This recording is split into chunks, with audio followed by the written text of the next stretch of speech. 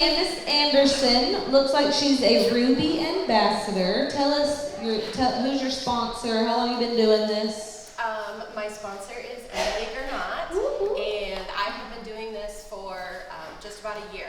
I joined mid-March. Do I have it now? Yep. All right. Right in front of me like this. I joined mid-March of last year, but didn't really start working in the business until April. So I consider April my 1-year anniversary. Awesome. How long did it take you to go Ruby?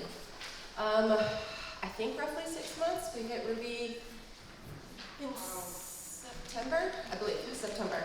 Awesome. That's amazing. Ruby in 6 months. So how's it going now? We got problems. Oh, tell me all your problems. I got solutions.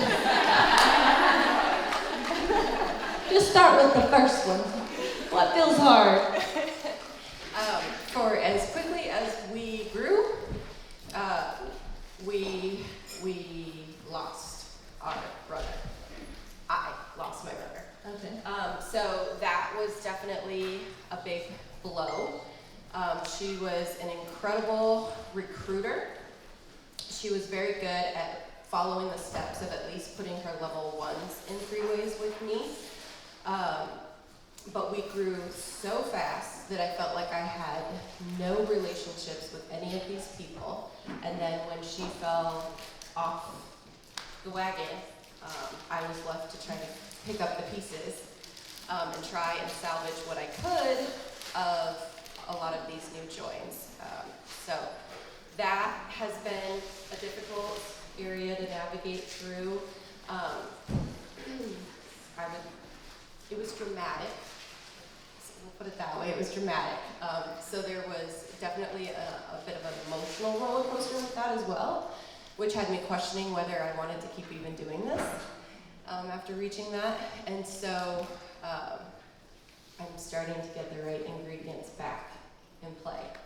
Awesome. What keeps you going? A combination of two things. I was in a horrible financial position. My husband and I had been trying to live out our dreams as best as we could, as long as we could, and we put ourselves into some serious debt. In my opinion, serious debt. I don't know what everybody else's opinion is on debt, but for us, it felt dramatic. It felt like there was no other option. And so part of it is the need to have to physically dig back out of that debt, as well as I want to be out doing horse things all day long. And I don't want to be stuck in an office from 8 to 5 and then have to keep coming home in the evenings and working another full-time business doing the horse stuff that I love. So on the hard days, what kind of thoughts come up? Like, what are your thoughts surrounding this whole issue of your runner quitting? It's different now. I kind of, initially it was like, this is exhausting. I don't know that I care to do this again. If it's going to be this crazy, I don't know that it's worth it. I don't know that the money, I don't care if you tell me how much money it's going to make me. I don't know that I'm ready to deal with this level of crazy. Do you mean like the emotional roller coaster, or do you mean like the person you had to deal with, the drama? Both. Okay. What are your thoughts now? Now that I have kind of made it over that hurdle, now finding the right people and finding some good ingredients is making it fun and exciting again. I remember how exciting it was before I knew that person was crazy. And I remember feeling, this is it. Like, this is so much fun. We are impacting lives. We are changing people's lives. This is incredible. And I'm starting to feel that again. What are the ingredients, you think? You keep saying I'm finding the ingredients. What are they? Finding quality people. Finding your people. Finding the people that you want to do this business with. And I will say, I've had to wait almost a year on both of my 2 girls now that I have that I feel are that right person and that right fit and who I want to do this business with and the people that I want to do this business with. Okay, so you went through something very difficult in your business, and that is emotionally traumatizing. It really is. It's hard, but you overcame it. So how did you overcome it? Like, what did you do daily that kept you in the game, kept you from quitting? How did you get past that? So I had already been fairly regular and consistent about posting on social media before Plexus, in part because it's necessary for my horse business, but in part because I had already kind of been doing it because I had tried a different network marketing company before coming to Plexus. So it was easy for me to, at minimum, remain consistently putting my face out there and putting my neck out there, not directly. Posting was easy. Reach outs got hard. Why did reach outs get hard? What thoughts were you battling about yourself regarding this situation? When she quit, did it hurt your belief in yourself? It did. What thoughts did you have to overcome? It's a great question. I don't know. I just did. I just fucked up. I don't know. So did it make you question your ability? Did it make you feel like I must have done something wrong? Like, how did it make you feel? A little bit that way, but more so, again, for me, it was the hang up of, is this what it, if this is what it is, I don't know that I can keep up with it. So what did you learn through this about what it is? What did you learn about what it's going to take to build this, and you decided it is worth it? So your thoughts are different now. What are you thinking now? I'm trying to think of, like, Emily was really good at recognizing my burnout and recognizing my exhaustion and asking those pointed questions. She was also good about giving me grace to allow me to have a moment to breathe. But at the same time, I feel like she was great at doing all of those things, but I needed to find it in myself to want to do this again. So you had to, like, redevelop a why? Yes. Did you have to build belief in yourself, or did you know the whole time, like, this is not my fault that she quit, like, she's the one with the problem? Or did you kind of blame yourself at all? Did you have to struggle through that at all? No, I don't. You didn't know she crazy. She crazy. Same thing. It was a little bit, is this me at first? It was. And then I very quickly, she made it really clear that it wasn't me. So, beyond that,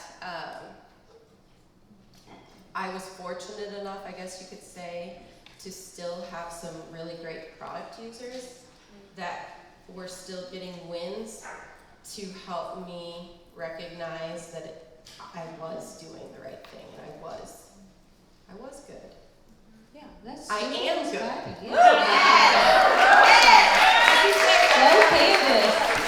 Yes, absolutely. All right, so you have some new workers now, you're saying? Yes. All right, so tell me, what's your goal for May?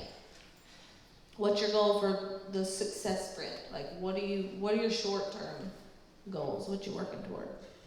I say we for sure. I was still shooting for Senior Ruby this month. That's not going to happen. But I believe that we've got the right ingredients going that I could realistically hit Senior Ruby end of May. So Awesome. And I know if I can hit Senior Ruby and keep that momentum going, Emerald is, I'm ready to make out with it. How do you keep the momentum going? I've got to get better about making more time for my business, more quality time. So I work a full-time job, and job in the evening with the horses. So right now, I work my business on my half-hour commute to work. I work it doing voice clips on my half-hour commute home. I have an hour lunch. And so I work it over my hour lunch. I'm finding that that is not enough time because the drive time is not enough quality time. And I'm finding I'm going to either have to start staying up later or getting up earlier to make an hour to dedicate. Where do you work at? What do you do? I'm a paralegal Okay. in the state's attorney's office, so. Is this something you see yourself doing long term? I've been doing it long term. I'm about 11 years into my career. I love my career. I don't love my office anymore.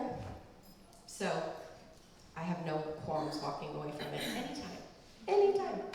So would Plexus potentially replace that, or would Yes. you? Okay. Yes. So you do want Plexus to replace that? Okay. Yes, for sure. So what rank would you need to be at for that to happen? I think comfortably Emerald, and I would need to comfortably maintain Emerald. Because I carry all of the insurance, I carry all of the retirement, I carry all of that for our household. So I need to be able to replace at minimum that income. Okay. So what's your action plan going to be like, daily action plan for keeping the momentum going? I'm gonna get up an hour earlier. What am I gonna do in that hour? Focus on my own personal IPA. I'm terrible about that. I'm terrible. And I know I am, and I say it out loud, and I say it all the time, and I recognize it. And for some reason, I'm still terrible about doing my own reach outs. Terrible about being consistent, or terrible about recruiting? Like, what do you mean? Tell me more about that. Terrible What are you about- terrible about? I'm terrible about consistently doing reach outs. Why? It bothers me. Why? It feels pushy. Oh, tell me more. I know. And I know it's not pushy. And I know that a lot of people don't have enough gusto in them to reach out to me first. I recognize that. It still feels pushy. Where is this coming from? I don't know. Probably. Probably, I was saying this to Chris even last night. Probably because I still to this day get spammed. At minimum, I'm getting 5 to 10 weird reach out cold messages. Is that how just you're terrible. reaching out to people? Like that? In my opinion, no. So I do try to flip. Every now and then when I have enough energy, I try to flip. What do you mean try to flip? What do you mean? If I get terrible cold messages from people trying to reach out to me, Mm-hmm. to recruit me to their world, I try to re-engage the conversation and start asking them pointed questions Oh, gotcha. about Mm-hmm. where they're at and what they're doing, and if they're really happy and if they want to take a look at what I'm doing. Well, it sounds like you're a good connector then.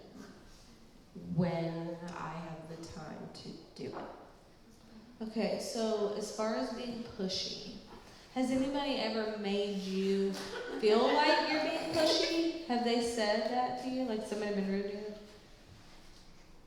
Or is it coming from like you think other people are pushy and so you're worried that's what they're going to think of you? Correct. Okay. Thank you for articulating that for me. You're welcome. Okay, so you get annoyed when these people are spamming you. So how can you approach your business in a non-spammy way? By being in the right mindset of reaching out from a place of serving. And I recognize that. And when I take the time to intentionally get my mind in that mindset, it's easy.